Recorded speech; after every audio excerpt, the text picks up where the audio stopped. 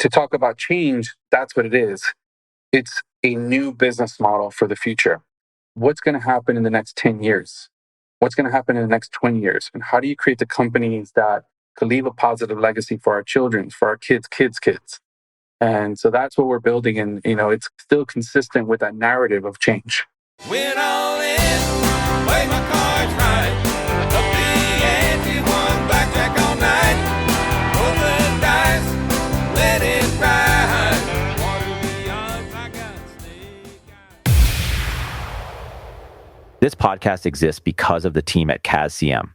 CASCM is a B2B content production company helping organizations create and share their stories. We aim to create space where businesses can build assets and drive revenue through writing and talking. Content creation should be enjoyable and accessible. At CASCM, we love helping make that happen. Learn more at cascm.com. So I heard a story, I was listening to some podcast that you had been featured in, and you had the story about when you went to work for free and you were just tagged along and you were shadowing. What was that? Because it's so funny this day and age, we all have to make money and it's important, right? We have bills to pay and all that kind of stuff. But when you have these bigger plans, right? I'm going to do whatever it takes. And this is my dream, or I think, and I'm going to go try it out. And if it means I have to work for free for a few minutes, I want to do that. But what was that? Yeah, I'll be honest. That was basically, I was just such a fan of sneakers that I was like, I will work a weekend so that I can have a fresh pair of new shoes every single Monday at school. And so that was me as a 16-year-old though, right? So those were, just shows you your priorities, how they change. What I think is really special about that story about me working for free for sneakers is that I would have never imagined that years later, I would be the only Latino CEO to sell footwear company to Foot Locker, that I would be creating the world's first circular bio-based footwear made in USA, historic monumental achievements and milestones through starting to work for free for sneakers at 16. So that is why that is so special to me, because it just shows you that. And I listened to one of your last podcasts with the tea company and, and she talked about just passion, right? Do something in your passion. I was so passionate about sneakers that I would work for free for them.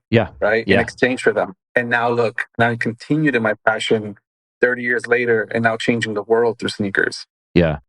There was this big push, especially when social media was getting going and all this content creation is what are you passionate about? Go do that. And then there's another side of things that say, that's great. You can be passionate about football, or you can be passionate about sneaker, whatever that thing might be. There has to be some practicality to it, perhaps. I don't know. There's two sides to everything. So when you hear that and you say, I'm not saying don't be passionate, or people aren't saying don't be passionate, but practically can it work out? But what do you hear when that comes out? Or is it no, screw that. You got a passion for it. You're going to figure something out. You just said, who would have thought that you'd become the first Latino CEO to sell the Foot Locker and all that? What comes to mind for you when I bring that up? I think about that a lot. And I think it's also good to frame it, at least for myself, under the context if you're a founder, right? So if you're a startup founder and startups are so hard and you're going to literally get punched in the face, right? I think Elon Musk said something, it's like chewing glass and staring into the abyss. And so, you have literally no idea what's going to come your way. And Steve Jobs also said, it goes, in those times when you're passionate about something, you'll get up and you'll take the next step and go through it. Yeah. But when you're not, and you're not passionate about it, it is so easy just to drop it. And so I think that's the way I look at it, is that I've been through so many hardships in building companies and even building this company, what I'm going up against to change the world. And because I'm so passionate about it, because I would literally do it for free, is why I believe that I can achieve what I'm going to achieve. When it hits the fan and people are just going to bow out and say, you know what, this is just too much to me. For me, very similar to me, I'm just in love with what I do and passionate about it. So I continue. Yeah. And that's the gift. The gift is not the end result. There was an interview by Pharrell where he said, the gift is not the accolade, whether it be the accomplishment or the monetary compensation. The gift is that you get to wake up and do what you want every day. Yeah. And that is so special, that I get to wake up, as someone who's been doing this for 30 years, And to me, it's almost like I get to play with sneakers, right? Yeah. And of Yeah. course, I'm building footwear for the largest workforces on the planet. But to me, it's still that very childlike, kind of inner passion of just, I love shoes, I love sneakers. Yeah. To me, that's just incredible. How do you look past, like, you can listen to someone like Pharrell? It's like, well, yeah, that's easy and I get it. Like, cause he's got that new movie coming out with Legos and like Yeah, the creativity that's there and like hearing him talk about these things and you truly believe what he's saying. Like, a lot of famous people or yeah, celebrities or people who made millions, billions of dollars. Like, yeah, that's easy for you to say. Someone's over here trying to make it through the day and make it through the week and provide for their family and all that. And you go through the ups and downs as being a founder, entrepreneur. But how does someone look through that? And I guess that is where the passion comes out. I guess I keep like going down the same path, but it is interesting because in creativity, it's like we can have this podcast and I don't know how many people listen to it, right? Like we can have ideas of what that looks like. And does it yeah, matter? I mean, I look at it very differently because I've been doing this a long enough time to know like, wow, I get to talk to Sneaker Steve, right? Like I get to learn from you. I get to have this amazing conversation with someone I've never talked to before. And the podcast is a reason that like someone even reached out to us and the yeah, gratitude we have to say, wow, they want to talk to us. And yeah, it's going to help you out as well. I get it. But in this present moment, like we get to talk. How cool is that? You're in California, I'm in North Carolina. It's like, it's wild, like what we can do this day and age. And that's the beauty of it, I think. And then there's other things that can come from it. But sometimes we can all get lost into like, okay, how can I monetize this? How can I get a return on this? How can I do those things? And that's yeah, really, sometimes it's like hard to do. And I'm sure Pharrell even went through, he's like, this isn't going to work. Maybe you get to those lower moments, you start doubting yourself. Like, again, same question I asked before, like when I'm saying all that, what comes to mind? yeah. I've been fortunate enough to be doing this long that I've seen the people on the come up, Mm. right? So I've got to meet Pharrell really early. I got to be around a lot of my peers when our offices were 100 square feet, Yeah. and now have hundreds of millions of dollars of business. And so at the core, those people, at least in the creative world, that creativity was still the same. And that creative spark that gave them that passion that was unique to them, that human gift of what they're bringing to the world, whether it be in fashion or in film or in music or in culinary, there was this passion or this gift that they gave to the world or whatever their superpower was. Mm. And I've seen that change. And I've seen it go from us sitting down with friends who are just launching their careers and saying, wow, when I close my eyes, I dream of this. And then me 10 years later texting them like, I just saw your jet. Like, Yeah. you have a plane with your name on it. Yeah. Like, what? Wow. Just these mind blown moments 10 years later. And you're like, whoa. And that is where, I look to that really about when I look at passion and I look about superpower, right? My superpower, I could have done many other careers. I've dibbled and dabbled into other careers. And my mother always told me, she goes, Steve, and she would tell me in Spanish, she would say, stick with the shoes, stick with the shoes. Mm. And ultimately, now I believe that with that passion, now I can actually change the world. And I believe my superpower is making footwear. And Yeah. so I believe I can change the world. That is my vehicle for positive change. I can create footwear that is carbon negative, that can democratize comfort and allow the largest frontline workers in the country. It's 112 million Americans here that work on the frontline positions that don't Yeah. have access to high quality, comfortable footwear that's made sustainably, that's made in America. And I have the ability to do that and change the world Yeah. through this superpower, which is sneakers, and change people's lives. And so I think, that's my story, my perspective, right? The way I've seen it Sure. and speak to, but, I'm happy to have this opportunity to share. Yeah. Yeah. Well, I mean, you see what happened in North Carolina, in Georgia, and Florida with the hurricanes, right? You talk about frontline workers, what happens basically on an annual basis now in California with the fires Yeah. and on, right? And that's on two sides of the country. But you also have what happens in many different places, and it's every day. and you having that passion to go from like sneakers, right? Which is like, I want to have the best kicks for school. And I want to show Yeah, up. I don't want to look yeah, badass, right? All that kind of stuff. yeah, And now it's like, it's still what you put on your feet and you show up and maybe with a different purpose and different cause behind it. And to take that to this level, yeah, man, it like, it matters. That stuff makes a big difference. And I could see that saying, hey, this is something I want to do this. I want to throw my passion behind this. And that's what I'm guessing happened for you. yeah. It's exactly that. And I look at what's happening at the weather. I look at the climate side, right? We are a sustainability driven foot tech company, and so I look at the natural disasters and what's happening in the world in terms of carbon emissions that are being put out into the environment, right? And I look at, well, how can I change that? Mm. And how can I do it at scale? And so that's one side of it. The other side of it, I look at it from a business side in terms of everything that's happening on supply chain, Yeah. right? The disruption. Because of what's happening, you have now product that's taking longer to get. If you look at it, that in terms of being able to have that instability in supply chains and rising costs and inflation, people are now having to pay more for goods because now you have to import these goods and ports are being closed, whether they be for natural disasters or we just had the strikes that was $5 billion a day of goods that weren't allowed to come into the country. And so I look at all of these issues and at the geopolitical issue, everything that's happening with wars, which is just causing the seas to be more turbulent, which then has container prices at a 4x. So Yeah. containers now cost 4 times more. And what happens, that just gets passed down to the average American. Right. And I look at that, so I look at it from multiple angles when I look at what we're creating for the future. Yeah. And so on the climate side, I think, for us, for every single shoe, we plant a mangrove tree, which allows us by the first year to have a carbon negative product. And so the really incredible part of our business model is that because we can sell to the largest enterprises, you think of like a Starbucks or a McDonald's or an Amazon, these are the accounts that we want to sell to in the future.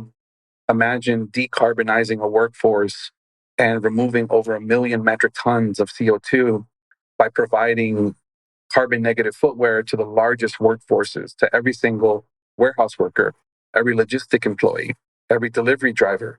And so that to me is really special because you're starting to look at it in a completely different way. You look at the products that you create, how do you actually have a negative carbon effect on the environment by manufacturing in a new way using technology and innovation. And so that's, the difference between our company and others is the way that we look at creating products. So it's far beyond just a sneaker. Yeah. Sustainability, which is a word that stood out to me when you had reached out, and you hear it a lot, right? It's like a buzzword. There's a lot of buzzwords you get in podcasting and media, and it's just nonstop, right? And it's funny, my son, when you go to college, you start taking all these core courses and whatever. And a course that's there's always the science and the languages and the English and the histories. It's like, well, sustainability is now a requirement at his university. Yeah. So you have to take a sustainability class. And that was like one of these projects he had to do. And he took it actually during the summer. So I was there when he was back home. And they were like, you buy products every day. And so you take one of those products and create something with it, do something with it. So it was like he got Chipotle and he took the Chipotle, the bottom of his burrito bowl, and turned it into a flower pot for his mom and gave his mom flowers on Mother's Day. And those actually flowers still exist with the pot today, right? Which is kind of cool when you think about it, because you hear, a lot of people and companies just using these buzzwords and it can get frustrating, right? And it's like, okay, well, no, this is something we can get behind because they're actually going out there and doing it. And there's a lot of confusion because you really, like what you just said, that's not day-to-day knowledge that people would have. You'd have to really research it and understand just that word sustainability. What does it mean? How can I help impact it? How can a company help impact it? I mean, my mom's side of my family, they grew up in, and so do a lot of other people. I'm from Buffalo, New York. They grew up in Niagara Falls. Well, Niagara Falls, the Love Canal and all sorts of problems. They were just dumping toxic chemicals into the water, creating problems for everybody. And so many people got cancer as a result. And there's been books written. And then you have other stories, like the Aaron Brockovich movie, right? And all that kind of stuff. Where these companies did not give a shit. And they're just doing whatever thing was best for them. And it's like, you don't know about it or see it until it's too late, right? It's tough, right? And you can go down many paths with that. But that you've been in the business, right? Like you've been shipping containers across the pond. You've been, you see who's making these sneakers and what does that mean? So we're getting into so many different aspects of what it is to manufacture this product to show up on your doorstep. Right now we live in the age of Amazon. It's like I can order anything from Amazon. Most of the stuff's going to come where I live at the same day, if not within a day or two. And it's just boxes and boxes and boxes and stuff and more stuff and cars coming and going. It's like my dogs are going crazy because Amazon and UPS and all these companies are coming. It's like there's so much impact on everything that we're doing to say like, okay, now I got the sneakers, but what did that require to get there? Like you said, it like that is a deep thinking to get to your point. Did you see a lot of stuff throughout the time that say, man, I'm getting sick and tired of this. I'm going to do something about it. Yeah, exactly that. It was, how do I simplify that, right? Everything that you just said, how do I simplify that by editing and reducing to create the most efficient supply chain that I've seen built? And so I've lived, the difference between me and a lot of the CEOs is that I spent years in China. I learned how to speak Mandarin Chinese so I can learn everything about manufacturing. And then I spent almost 10 years manufacturing in Europe. So I had to learn how to speak Italian so I could speak to the highest level supply chains in terms of the luxury market in the world. And so that unique lived experience showed me the juxtaposition between manufacturing in Asia and Europe. And really, I would say the catalyst for this company was the birth of my son. And so this company, Aless Gray, which is AGS Labs, Aless Gray Sustainable Labs, is named after my son. And it's really to leave a positive legacy in the world and change the way that manufacturing is done forever. And so I saw, when you look at companies that are producing, I want to make a shift in the industry to say, well, it's not really the consumer's fault for purchasing these goods. I rather point the blame back at the companies. Yeah. And so a lot of times you'll hear, oh, millennials are buying from these companies. Gen Z doesn't care about sustainability because they keep buying this. Well, yeah, if you make stuff cheap and they can't get a job and they have no money, how are you as an adult or older than them going to blame them and be like, yeah, you 15-year-old, you 20-year-old, how dare you buy something cheap? Right. And I think that, to me, the responsibility, I look at, I'm really inspired by Patagonia, and his passion for creating was, he said, I report to the planet. And for me, I look at it as that's a part of the way that I look at business, right? It's like, if I can create a business model that doesn't hurt people, that doesn't hurt animals, or doesn't hurt the planet, how incredible would that be? Yeah. Right. And so if you have this North Star or these non-negotiables, when you make decisions based off of that, and you start to look at every decision you make and saying, well, what is the impact? Like you said, those boxes that show up, those Amazon boxes, those UPS boxes. What if you think outside the box, like for us? What if you use biodegradable seaweed packaging, which are bringing together in our next product launch, which is part of some of the campaign that we did with Foot Locker. We're working with incredible eco-innovative companies that are focusing on the future of biodegradable packaging. And what if that packaging can then be compostable, right? And so I think it's really about the decisions of the company, and you have to understand the impact. Sometimes if the CEOs of the company or the executives or the decision makers haven't seen that impact straight away or don't care about it, right? Because not everyone's going to care about sustainability. Some people be like, I don't care. I just want something for cheap. Right. I'm just trying to, provide for my family. I'm just trying to put food on the table. I don't care about that stuff, right? And so what I love about our company is that we don't lead with sustainability. We're giving you the highest quality product at the most affordable price, the fastest. Yeah. Because this is a new business model that's made locally. And how great is it, the fact that that it's also a carbon negative product within its first year already? Yeah. Because we plant a tree for every single tree. And because we don't try to give you this big packaging to try to convince you or market to you to say, hey, look at this big, huge box that you're going to throw away in 10 seconds. Right. Right? Yeah. Why don't we invest that savings and actually put it into a better quality product that's going to last you longer so you can use it longer, which is the key to sustainability, right? Is the longevity of the product being on Earth. And so it's just a completely different thinking that we brought to this market. And I'm excited that, retailers like REI just named us 9 companies changing the face of the outdoor industry. Our partnership with Nordstrom, bringing this to families that could shop, across the United Nations, and also with Amazon. And so, I'm just really excited that our story is resonating. And to your point, that they actually see the difference. Yeah. That's what I get back as most feedback is like, Steve, wow, this is actually really different than what I'm hearing from other companies. And that means a lot to us. Yeah. I mean, and the thing is, like you just said with the REI, people have to access it. It's like, oh, cool story. I can't get my hands on it. I don't understand it. Where do I go? Right. So Yeah. that I would imagine that's the reason why, like, hey, you show up on a show like this, you have social media Yeah. posts. Like these things matter because it's like, hey, this is the story. This is the truth.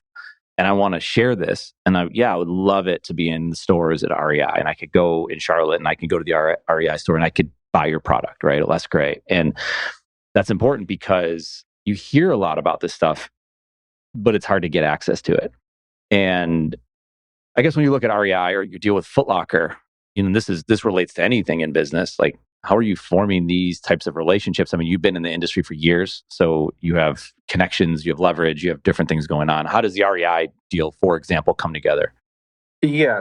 Previously to this, I was the global director of DC Shoes, the action sports company, during $1 billion in sales growth. That changed my life forever, allowed me to meet the largest retailers in the world, but also build contacts and networks with other sales teams, distributors globally. And so through that, you build that not only the experience of being able to work at a company that scaled that much. So there's a lot of experience and learning that comes from that. And what to do and what not to do, right? Because it's not everything is good about growth, right? You learn what to do and what not to do. And then the other side of it is you just build this community within the business. And through there, and through this incredible agency in Vancouver called Monday Creative, and a trend reporting company, a woman by the name of Janine. She basically, who also lived in New York, and she heard our story, and she took our product at the outdoor retailer show. We were part of this section where it was like all the new brands. And, I just wanted to talk to her, and I was like, she picked our product to be like a trend forecasting part of the trade show. And I just told her our story. And she's like, you know what? You have to talk to REI. Like REI needs companies like yours. And so I was able to, it's not easy to get into REI. So, Yeah, I imagine not. I had to go through, meeting after meeting after meeting after meeting after meeting, 5, 6, 7 meetings later, I'm there. I'm in Seattle. I'm at their corporate headquarters, ready to pitch for my life, Yeah, waiting to get a yes. And, I pitched with my full heart. And I yeah, pitched them and I told them, this is what I'm doing. This is why I'm doing it. This is our story. And, they kind of were just like, I was waiting, waiting, waiting, waiting. And halfway through, they were just like, all right, you're in. And I yeah. was like, That's awesome. and they're incredible partners. Yeah, They're the highest level, I would say. I work with a lot of retailers. They are the highest level in terms of technical functional products in the country, the largest outdoor retailer in the country, and then also I would say highest in terms of sustainability as well. yeah. That's amazing. And I don't know, what if they say no? Your heart just drops. You're Yeah. just like, because what happens is that then your thesis or your hypothesis is challenged, right? Mhm. It's like, because what you're saying in these presentations, you're saying, hey, I deserve to be. And what that's saying is, I deserve to exist as a company in your ecosystem. And so this is great for other founders that are listening. The best way that I've gone about this is to just speak very, very clearly and easy to understand. And I just said, look, I am a customer of yours. I go in with my son and my wife to REI. And when I go buy and I look to buy products, I love that REI always has a sustainable lens. And we've created a product. We've done the data over the last 2 years, and here it is. And our shoes are made in less than 10 minutes with near zero water waste. We're one of the 3% of companies in the world using bio-based products. We're made locally so we can reduce carbon emissions. We've taken these savings to then actually have a higher quality product for you that you can have a great margin on. and so can we. Yeah. And in addition to that, we also plant a tree. So we've planted over 3,000 trees in partnership with REI already. And so I think that real difference is something that resonated with them.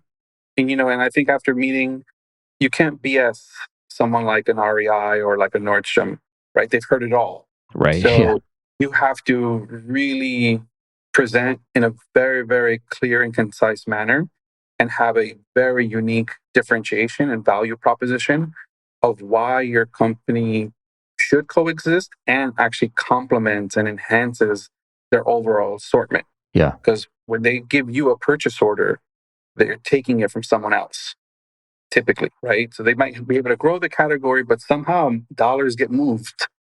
And why should they move those dollars towards you and your impact? Yeah. Yeah. If you think about it, like there's trades happen in sports. And so a team requires a new wide receiver. Well, chances are someone's moving out, someone's getting cut. And that's the reality of it. You have this purpose, right? You must have this confidence, right? Like obviously it's like, okay, I'm going to take a shot, throw on my Hail Mary. I'm doing whatever. I'm going to just put it all on the table. Yeah. My heart is just right here for you.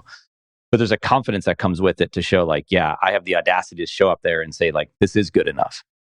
And to build that confidence, right, that comes from a lot of different things. And you mentioned your mom before. And I think I saw pictures with, I believe that was your mom, correct me if I'm wrong, on your Instagram profile. Like obviously family, you've referenced your family multiple times in our short conversation so far. Yes.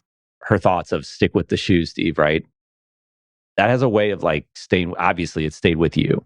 Is that where a lot of confidence comes from? Is it a combination of that plus a have to, or like what's in there to like, wow, I have this opportunity. Like I've done this before. Like I'll get on podcasts and I've done it, but wow, like you can get nervous before and you don't even realize you're like, why am I nervous? But nerves isn't necessarily like a lack of confidence. It's like, hey, you're putting yourself out there. So showing up to REI, sitting on that table with all these people, whatever that looks like, it's like, you don't know what's going to happen. The uncertainty of like, who's going to be there? And what if they don't show up? And what if they don't? And what if I don't know, I have something in my teeth? Like, I don't know. But where does that come from? And where is that, Yeah. So I think if you ask me, it would probably be, I would say that I'm so prepared and that I'm ready and I'm passionate. But if you ask my wife, she would say it's because of your mom. And so my mom was a hustler. Like my mom, she was an immigrant. She worked 3 to 5 jobs.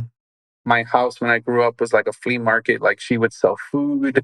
She would sell like little baby earrings. She would sell women's lingerie, anything to put food on the table and pay the rent. Yeah. And so even in her later years, she would take my business card and she would ask me to print 100 of them, give them to her. She would walk up to anyone, from like literally from a cook or a maintenance guy to a CEO of a Fortune 500 company, because we've been at events with Fortune 500 companies. And she'll just go right up to them. She goes, here it is. This is my son's card. And this is what he does. And I love it. And I'm like, you know what? That is where I got it from. It's her. Yeah. I saw it as a kid, That's amazing. Where did she immigrate from? From Colombia. Okay. Wow. I love that story. I mean, it's somewhere, right? And I think having whoever that person is, whether it's a family member or somebody else, and I'm sure you've had other people as well, that give you that confidence, that give you that whatever audacity, the word I used before, to like, no, man, this is really good. You should be proud of it. Because I think and I don't know if you had this early on, like imposter syndrome. Like you talk about meeting Pharrell and you've met other people, like celebrities, famous people. And some people can get starstruck. And maybe like once you meet enough famous people, or like they talk about, it's like fame's not real or whatever. But like at the beginning, it's probably hard. But as you talk to more, they're just people, right? But anyway, like when you get to that point and those things start happening, are you like, why am I here? Like, this is weird. Like, how did I get into this room and how am I having this conversation with Pharrell right now? I don't know. Yes, I think you start to build that up over time. So what happens is so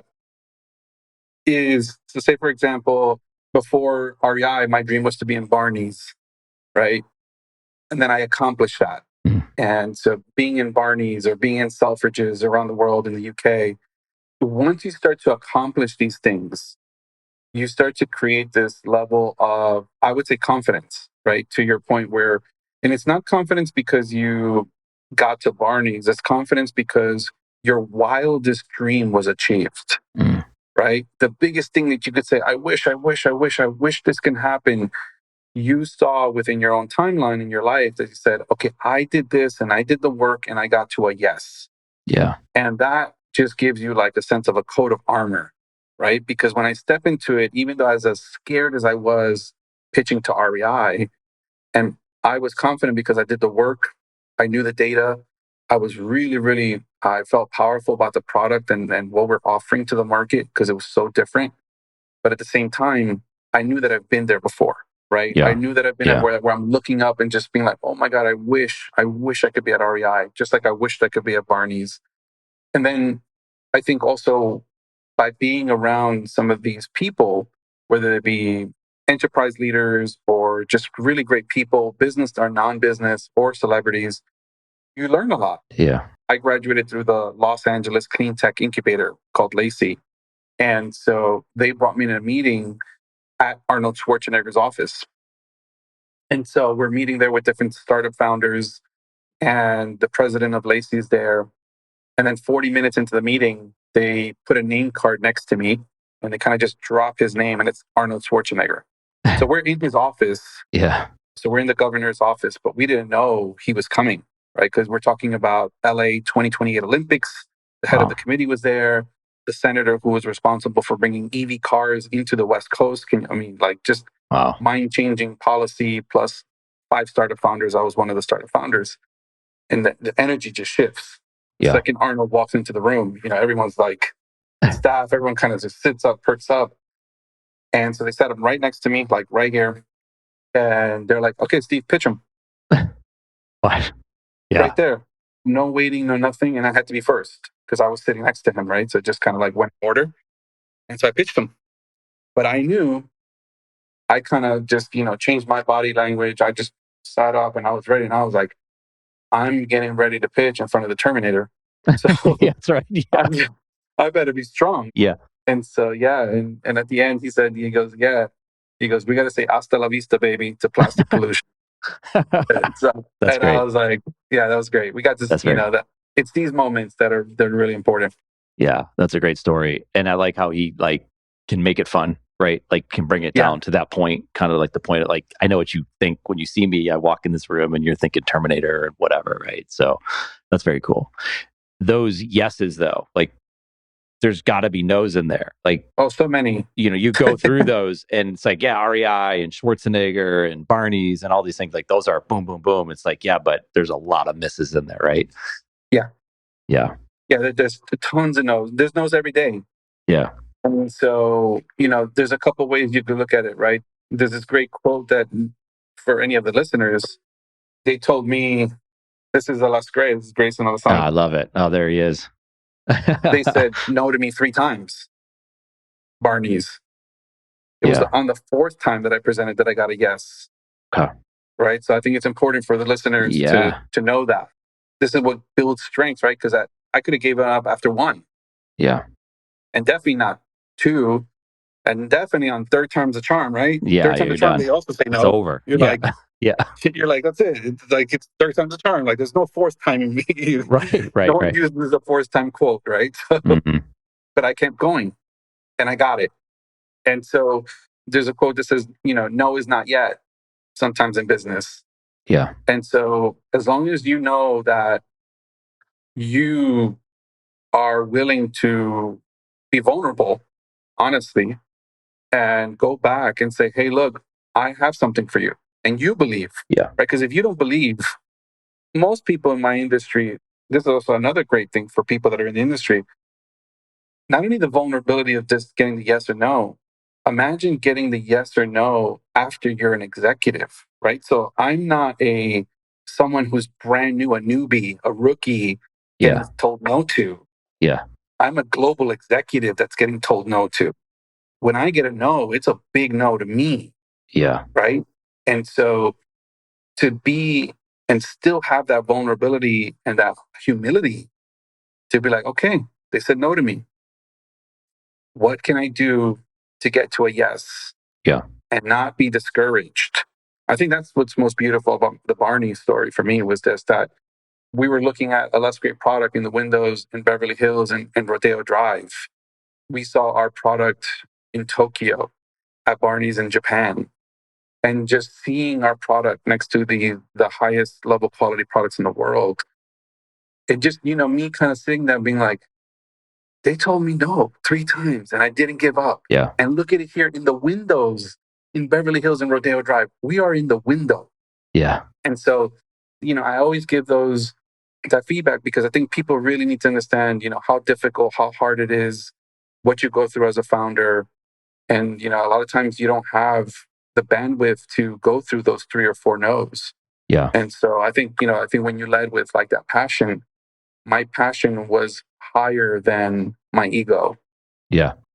When do you stop chasing, right? And maybe in the Barney's one's not a great example because that's the dream. Yeah. So you don't stop chasing that. Yeah. But there's maybe people, prospects, clients, whoever that you're reaching out to, and you're like, man, I'm done chasing them. They want it. They know where I am. They can call me, but you can't chase everybody. Like maybe you pick a certain few and you start running. Yeah. It's like a dog. It's like, oh, another squirrel. And then just off they go, but they see like, oh no, that's the one I want.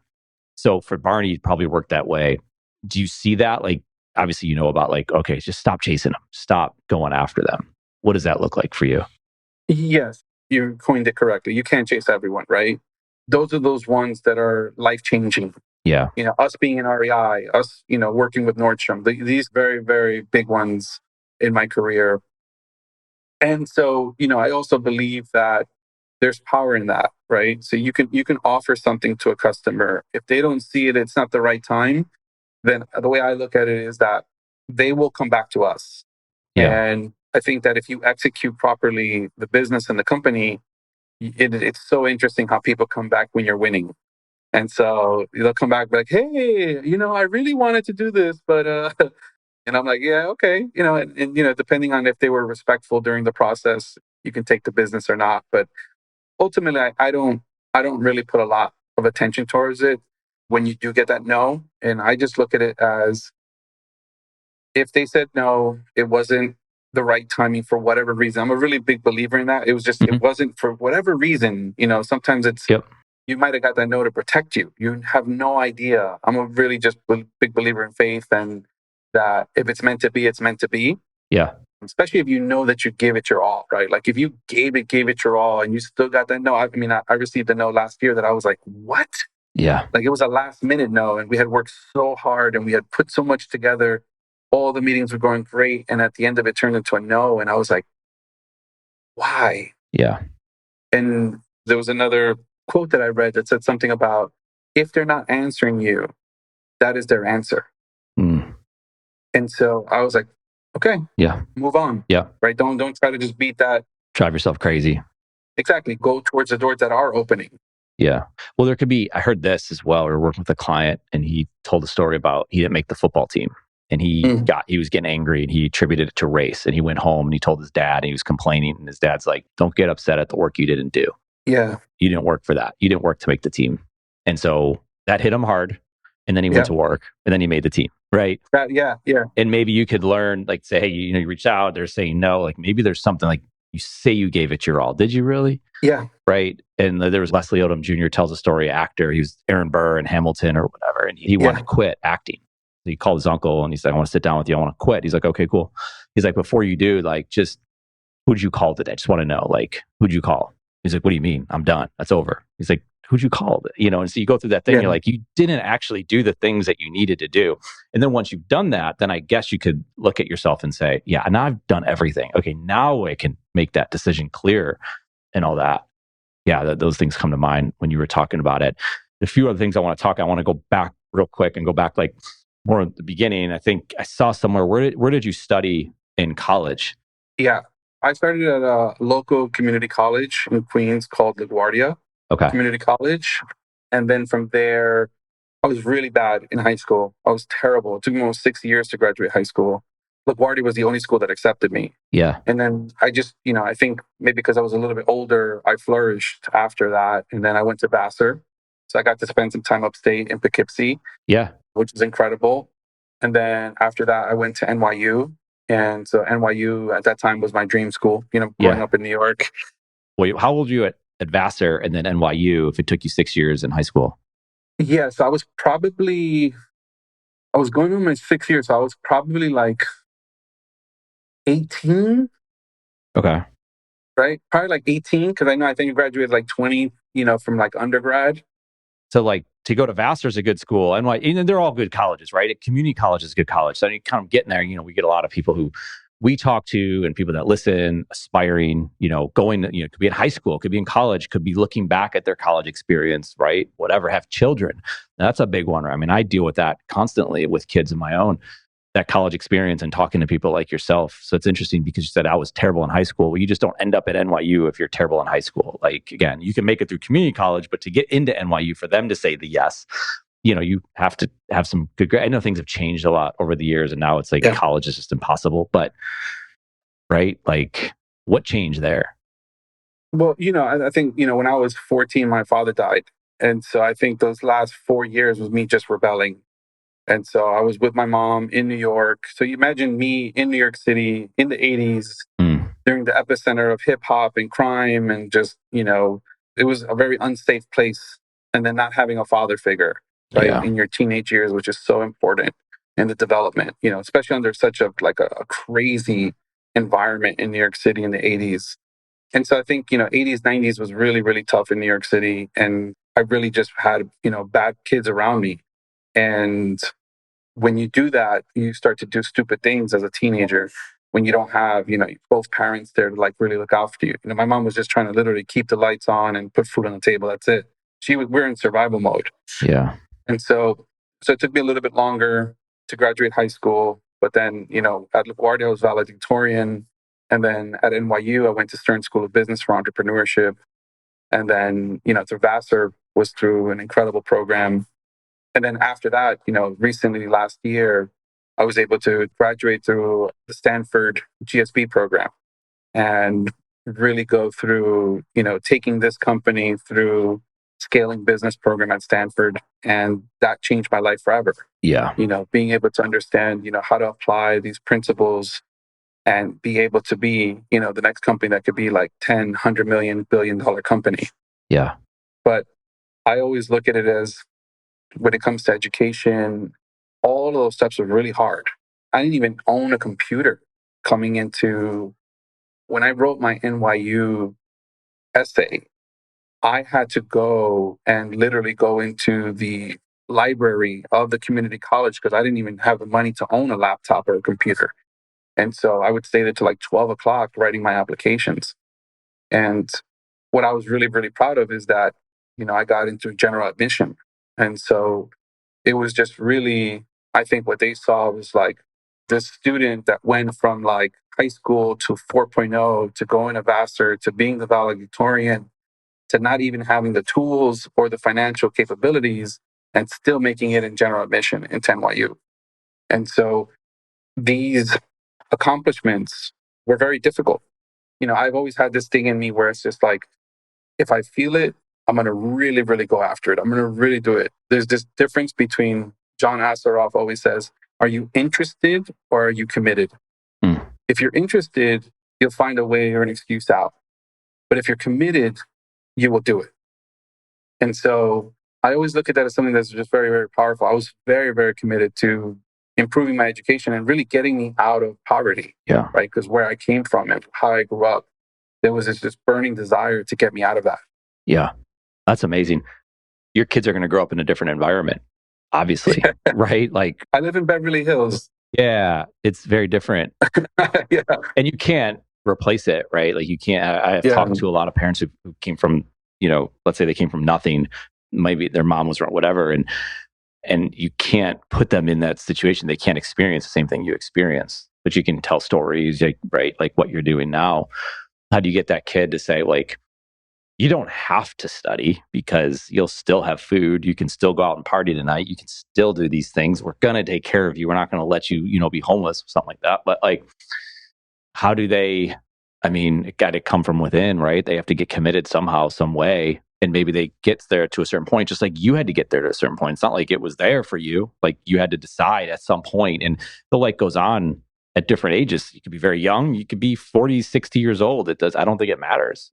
You got to figure it out by this time. No, you just have to just keep working at it. And maybe it happens at a different times. Like, don't get lost in the time or the age or whatever that Yeah. might be. But how do you help people? I mean, it's a different world. You know, you grew up in a different world. Like you said, 80s and 90s in New York City is very different than 2024 Beverly Hills, but just in the world, 2024 today, the world and everything we're experiencing, social media, right? Like Yeah. travel is very different. Like, how do we manage this as parents?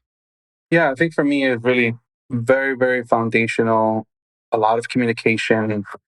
We definitely make sure that he understands the importance of a dollar. You know, nothing is just granted to him, nothing is just given to him.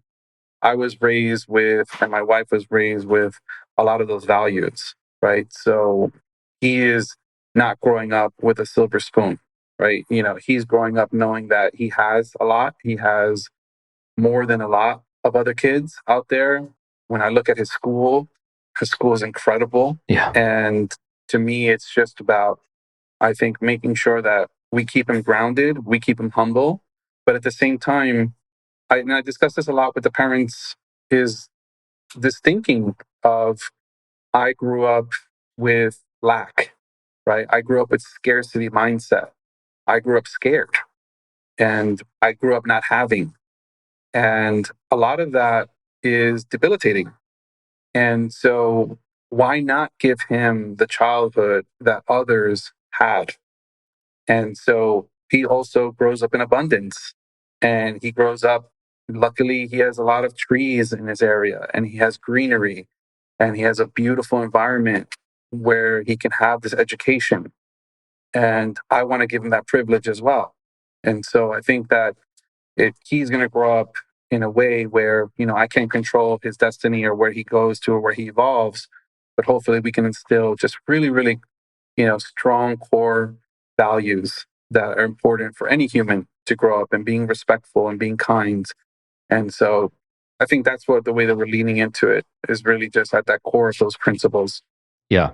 Yeah. It is very well said. And it's funny because I was thinking back to some of the other things that I've heard you talk about, like MTV. And Yeah, I was talking to someone the other day, and they're like, "Did you see the music video?" I'm like, "Yeah, but it's been a little while since I've seen a music video, right?" yeah, yeah, And times are changing. Now you can create your own music videos using AI, right? There's just all sorts of stuff that you can do with it. But at that time, so you got me thinking back in like the 80s and 90s. At that time, that was like a center of our universe, right? You would be by the TV, like waiting for like whatever song or video was coming out and what they were going to talk about, and the hip hop that changed everything, right? yes, And then if you think about it, you're like, well, so many businesses, so many careers were created off of an MTV. Well, an MTV still yeah, exists, but it doesn't exist like it did. And change is inevitable, right? Like your career's changed. So you're like sneaker Steve, right? Like yeah, sneakers, right? And now you're creating sustainable shoes for the front lines, for everybody, for comfort, because we're putting something on our feet and it's important, right? And like obviously that stuff's changing a lot. And so I don't know what the question is in there, but I do know that there's like the change is inevitable. The culture that you grew up in. I mean, sneaker culture is still huge, right? My daughter got into it and she's telling me stuff about sneakers that I grew up with and that she knows more about. And she's watching all these YouTube videos. And then we're going to these stores and we're finding these obscure stores in these interesting parts of town. And you're like, wait, how did we get here? And then she's having conversations and they're loving it. And she was like walking in like 10 years old. And I'm like, this is amazing. But like, how cool is that?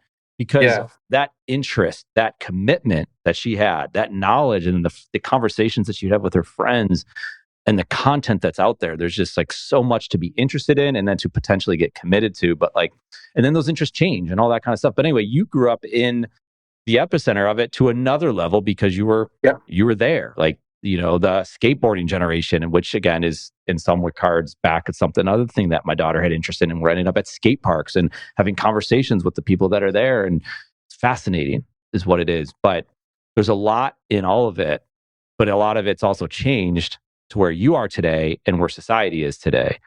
Where does that take you? yeah. I think the change is inevitable, right? And I think that, you know, I grew up in that time in hip hop. I've always been about what's next. And I was able to forecast while I was at NYU, and I would see all the skaters. And luckily, through some of the guys that the older kids that used to grow up in my building and skate while I played basketball ended up running Supreme. And so the guys who ran Supreme happened to be just like the bigger guys on my block, right? Yeah. And so, and of course everyone knows where Supreme turned into. And so when I went to NYU, I would see all these skaters and I would go see skate shops. And I was like, how come there's no skate shop? How come I can't buy these sneakers in Queens? And because that distribution didn't exist. And so that $1 billion of sales growth in 5 years came through forecasting. What if we believe that skateboarding is going to go mass? And what if you're able to now have skateboarding and Vans inspired shoes, on the runways and at the best stores in the world? And what if you grew up in the hood? Should you be able to buy a pair of skateboard shoes too? And the answer is yes, you should be. Like, now when you see a kid wearing Vans or Lakai's, ES's or DC's, you're just like, oh yeah, whatever. He's just wearing, a pair of shoes, skate shoes, right? Yeah. That didn't exist back then. And so we created that distribution channel. And so now the way I look at it is that I believe that through new business models, the way that we look at the world now is I look at it like AGS Labs, Les Gray. I look at the business models of Tesla, the way that they were able to decentralize manufacturing. So instead of manufacturing everything in one country, decentralize it through technology, through molding. And so we mold our product and our shoes locally. So I'm able to have a product that can ship faster, that's made more efficiently, that's sustainably made here in America at a lower price. And so the way that I look at the change is exactly what we're doing in our business model, is that it has to change. Me now having a shoe into a different distribution channel, like what I did when I was at DC Shoes, or having our shows on MTV with Robin Big, that's not enough anymore. I believe the companies of the future are going to be manufactured locally. They're going to have the least amount of impact to the environment, and they're going to be digitally connected so that you're able to tap the shoe, have the data of the carbon emissions of that product, where the materials are made, so you actually know what went into making your shoe. And if you want to recycle it, you could do it at the touch of a button. Yeah. And so that's what we're bringing together with this shoe, which is the Frontline Pro 3, which is the first biocircular shoes made in USA. Yeah. For the frontline. Wow. This will be available for frontline workers for $34. Wow. It's never been done before. Yeah. And so to talk about change, that's what it is. It's a new business model for the future. What's going to happen in the next 10 years? What's going to happen in the next 20 years? And how do you create the companies that could leave a positive legacy for our children, for our kids' kids? And so that's what we're building. And, it's still consistent with that narrative of change. Yeah. I hear it, man. I love this. I mean, it's inspiring no matter what someone's working on. Like you said, like it doesn't have to just be the sneaker industry for, there's just so much in there. But regarding that, Les Gray, where do people learn about it? We'll put that out there. We'll obviously have your link in the show notes, but where do they learn about your company, what you're all about, and yourself? Yeah, the easiest way is alesgray.com, ALESGREY.com, alesgray.com. And we say we want to make the world a less gray. Yeah. And that's why we call it a less gray. I love it. And your son's name is? Grayson Alessandro. So it's a less gray. Yeah. Yeah. It's beautiful, man. Well, Steve, thank you for coming on here.